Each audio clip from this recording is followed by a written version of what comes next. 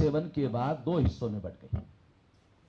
एक पाकिस्तान की constitution assembly हो गई, एक भारत की कॉन्स्टिट्यूशन असेंबली हो गई। बाबा साहब अंबेडकर की सदस्यता पाकिस्तान के कॉन्स्टिट्यूशन असेंबली में चली गई। बाबा साहब अंबेडकर इंडिया में, उनकी सदस्यता पाकिस्तान में। बारीकी है, बहुत जानना जरूरी है। तो तब ये बातें जो है समस्या की जड़ इतिहास में कैसे डेवलप की गई, योजना बनाकर की गई, इसको समझना आसान हो जाएगा। तो इस तरह से वो जो इलाका है, वो इलाका जो पाकिस्तान को दिया गया गांधी नेहरू के द्वारा, तो वो पॉपुलेशन स्वेच्छा के विरोध में सारी की सारी भारत में माइग्रेट हो। अगर आप बंगाल जाओ तो बंगाल के रेलवे स्टेशन की इधर साइड में घर बंधे हुए आपको मिलेंगे, तो सारे वही वो माइग्रेटेड लोग। बंगाल की सरकार ने, सेंट्रल गवर्नमेंट ने उनको बसाने का काम नहीं किया। एक और भयंकर बात मैं आप लोगों को बताना चाहता हूं, शायद आप लोगों को या किसी को भी पता है कि नहीं पता। जो भी बंगाल से माइग्रेट होकर, डिस्ट्रेस माइग्रेट होकर लोग आए हैं, उन लोगों को भारत सरकार ने सारे देश के जंगलों में बसाया। ये जो नमोशूद्राय लोगों के बारे में आपको जानकारी है, नमोशूद्राय लोगों जिन्होंने बाबा साहब आंबेडकर को संविधान सभा में चुनकर भेजा, उन लोगों को सारे देश के बस्तर, कितना भयंकर जंगल है आदिवासियों का,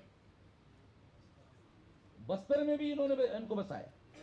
जहां जहां जंगल है और जहां एक आदमी रहता नहीं है, ऐसे इलाके में उन लोगों को भारत सरकार ने, जवाहरलाल नेहरू ने, गांधी जी ने बसाया। कुछ लोग जो है वो बंगाल के मरीच झापची एरिया में बसाए गए, जो गंगा का समुद्र को मिलती है, वो कछार एरिया में बसाया।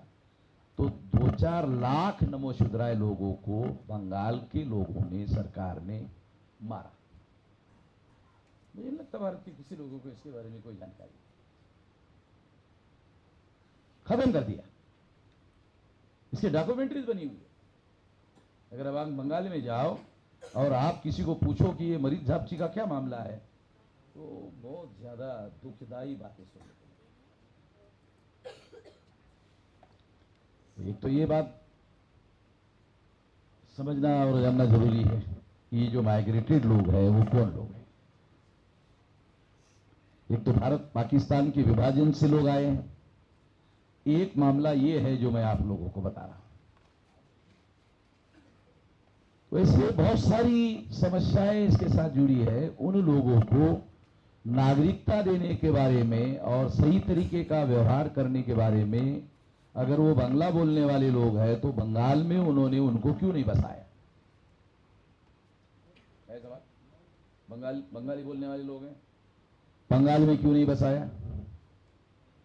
क्योंकि उनको ऐसा लगा कि हर विधानसभा में 10-20 हजार लोगों को अगर बसाया गया तो हर विधानसभा में जो माइग्रेटेड पॉपुलेशन है वो एमएलए को चुनने का आधार बनेगा और वो डिसाइडिंग फैक्टर हो जाएगा।